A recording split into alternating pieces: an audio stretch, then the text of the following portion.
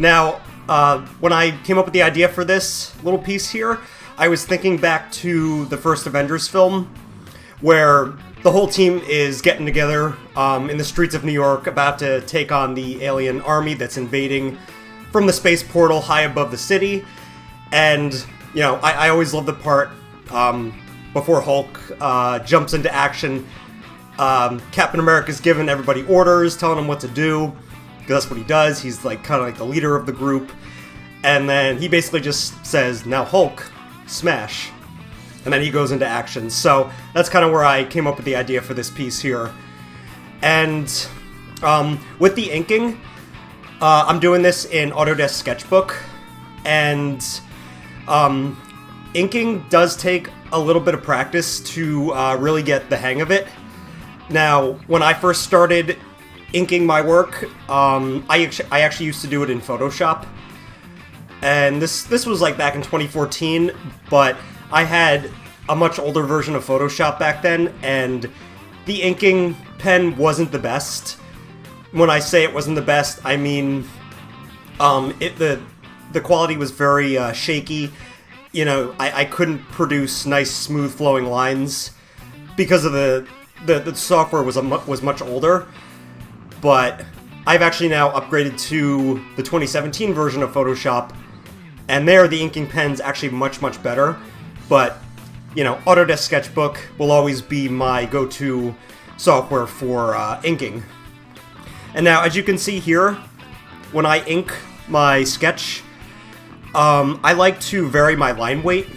So, for example, you don't want the line weight to be the same thickness all the way around. You kind of want it to go from thick to thin. And especially a lot of the detail lines in the middle, like his knuckles here, for example, or the muscles in his arm, you want those to be a little bit thinner than the outermost lines. And all this just makes your work more dynamic looking.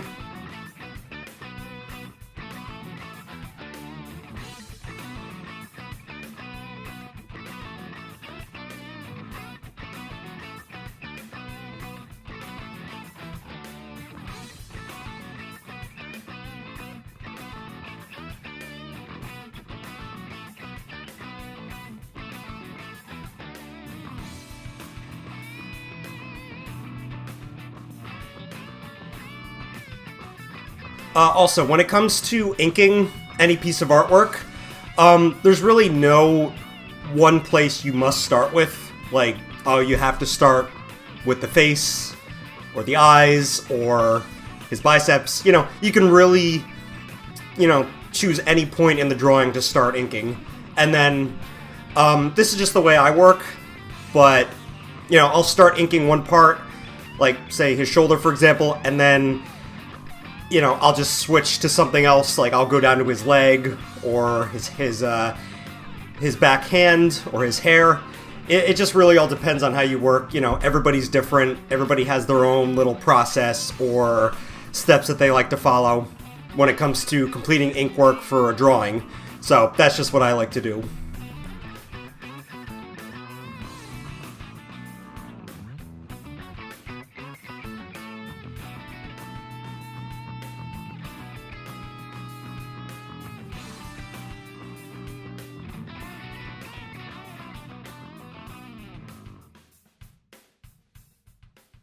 Another thing that I like to do is to get my lines to be a little bit thicker in some spots.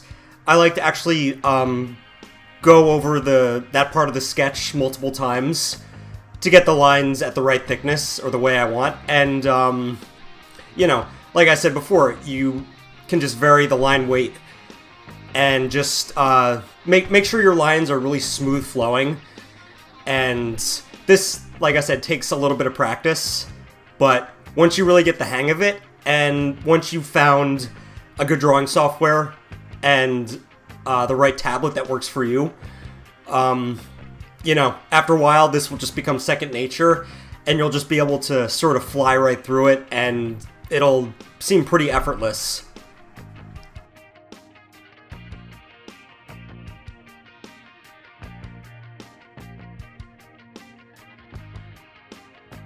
And of course, another great feature about digital inking is if you make a mistake or you set down some lines that maybe don't look exactly how you want, you can easily just undo them by pressing Ctrl-Z on your keyboard, and you can redo them until you get them looking, precise and exactly how you want them to look.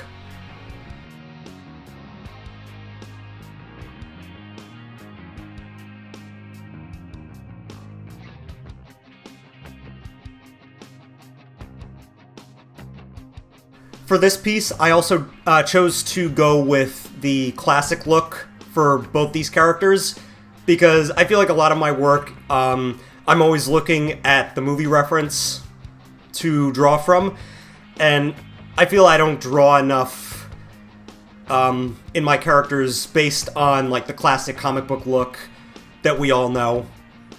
So that's my reasoning for going with the more classic costumes for this piece here.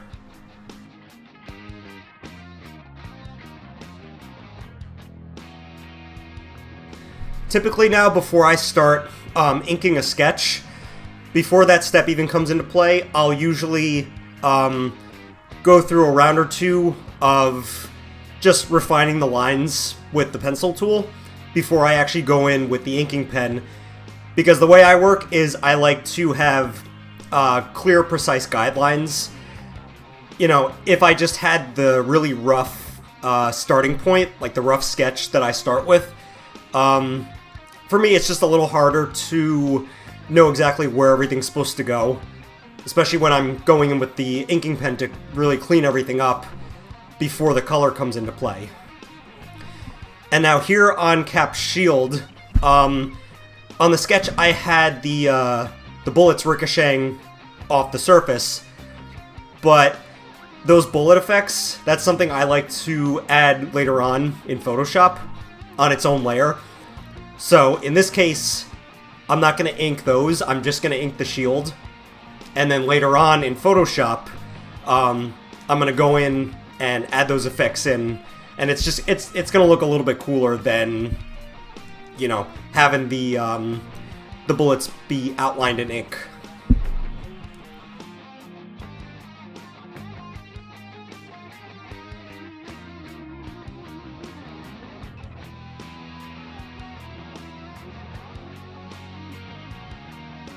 Alright, and here's the finished piece. Just gonna save this. And thanks for watching, guys. I hope you enjoyed this one. And stay tuned for the color process video coming soon.